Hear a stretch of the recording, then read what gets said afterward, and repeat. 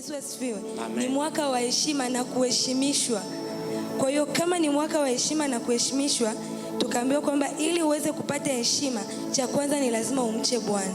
Mtu ambaye anapata heshima ama mtu ambaye anaheshimishwa.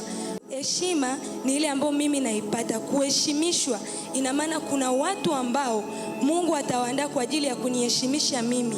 Kwa hiyo nje na mimi kuheshimiwa na watu, wako watu ambao Mungu ameniandalia ili wanifikishe pale ambapo natakiwa kuheshimishwa. Bwana Yesu asifiwe. Mtu aliyeheshimishwa ni lazima huyo mtu anatakiwa kuwa na ufahamu, anatakiwa kuwa na maarifa. Na tukaambiwa pia heshima inakuja kwa kutumika.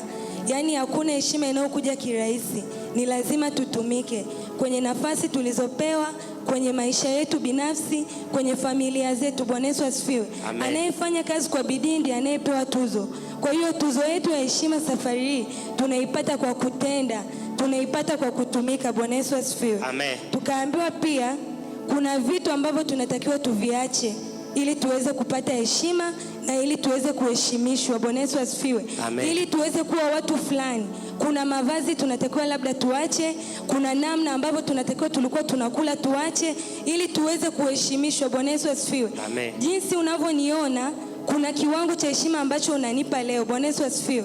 Kwa hiyo kuna namna tukipanda na heshima yangu utanipandisha. Kwa hiyo mimi namna ninavyoonekana ndivyo ambavyo na wewe utaniheshimisha. Bwana Yesu asifiwe.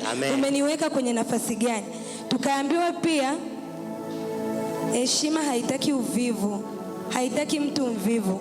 Kwa hiyo bidii yako ndio itakufanya wewe uheshimishwe. Tukaambiwa pia heshima inatokana pia na mtu mwenye vitu, mtu mwenye utajiri, mtu mwenye nguvu, mtu mwenye uwezo, mtu mwenye uwezo wa kubadilisha maisha ya mtu mwingine. Kuna wengine leo wanaheshimika kwa sababu tu walibadilisha maisha ya watu wengine. Si kifedha labda, wengine waliwafanyia watu vitu vya kiroho wakapata ile heshima. Bwana Yesu asifiwe. Kwa hiyo tunaheshimishwa katika mwili na katika roho. Bwana Yesu asifiwe. Tukaambiwa pia ndio hiyo heshima haipatikani kwa watu wavivu. Kadiri ya vile tunavyofanya ndivyo tunavyopata heshima. Kadiri ya vile ambavyo tunatendea watu wengine ndivyo ambavyo tutaheshimishwa. Amen.